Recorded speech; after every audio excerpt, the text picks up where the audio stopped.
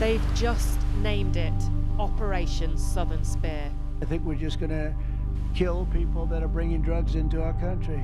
They're going to be like dead. Picking off boats week by week. It's a clear contravention of international law. Killing dozens of men. And they have no evidence. That's what pissing me off. Leaving bodies washed up on beaches. It could be any one of us. For more than a decade, the Caribbean has been a self-declared zone of peace.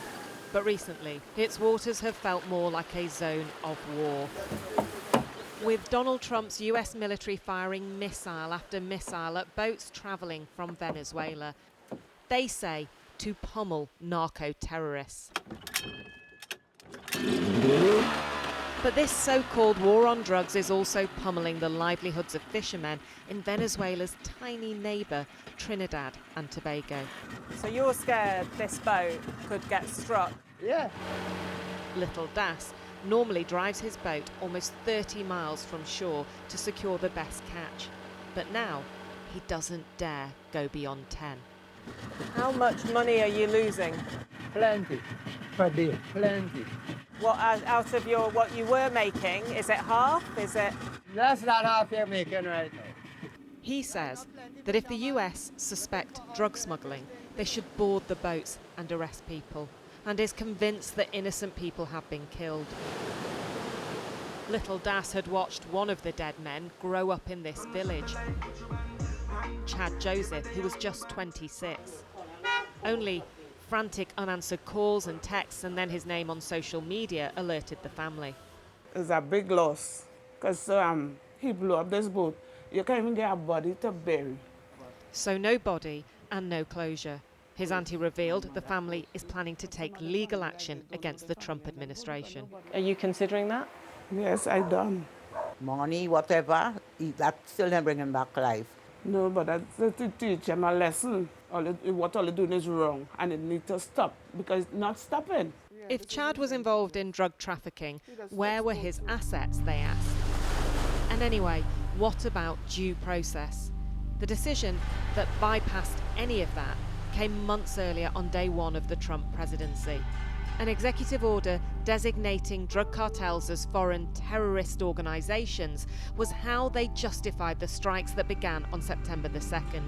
The first killed 11, the second 3. Chad was killed in the 5th strike. The next day came this. Every boat that we knock out, we save 25,000 American lives. The boats get hit, and you see that fentanyl all over the ocean. It's like floating in bags. It's all over the place. But they didn't present any actual evidence. On Saturday came the 21st strike with 83 killed so far, and now the US is adding Cartel de los Soles to its terrorist list, saying Venezuelan leader Nicolas Maduro is its boss. We can't get into Venezuela right now. Access to journalists is severely restricted, but these waters are open to a point. This is the very edge of Trinidad, the closest point to Venezuela. You can see it 7 miles away in the distance. And look, speaking to experts, it is clear that in this wider region, there is plenty of drug smuggling on boats. But is this really about drugs? Many people believe that for the US Secretary of State, Marco Rubio, this is really all about trying to oust Venezuela's socialist leader, Nicolas Maduro. And Donald Trump has been persuaded that the policy can be sold as America first. But a senior figure in Trinidad's defence force, speaking on condition of anonymity, argued there was no evidence this would prevent fentanyl deaths in America.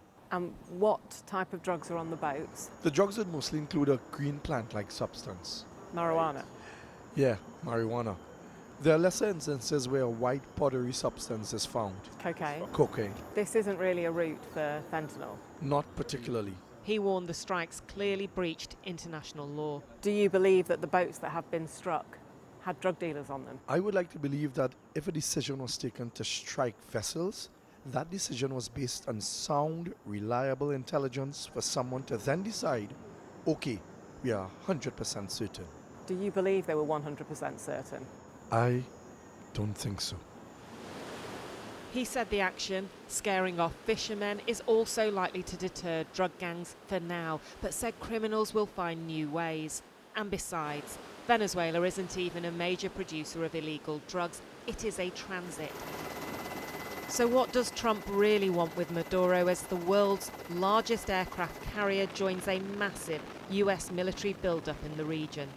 He has not been good to the United States, so we'll see what happens. At a certain period of time, I'll be talking to him. Maduro is a deeply unpopular leader accused of stealing last year's election through fraud. The UN once accused him of crimes against humanity. But as he bizarrely sang a peace song in response to Trump this weekend, it is worth remembering that he is also the leader of a country with the largest proven oil reserves in the world, oil that Trump has already tried to get his hands on once. But the fallout of this geopolitical power play is washing up directly onto the shores of Trinidad. I saw the body coming in. And was it still in the water? Yeah, it was.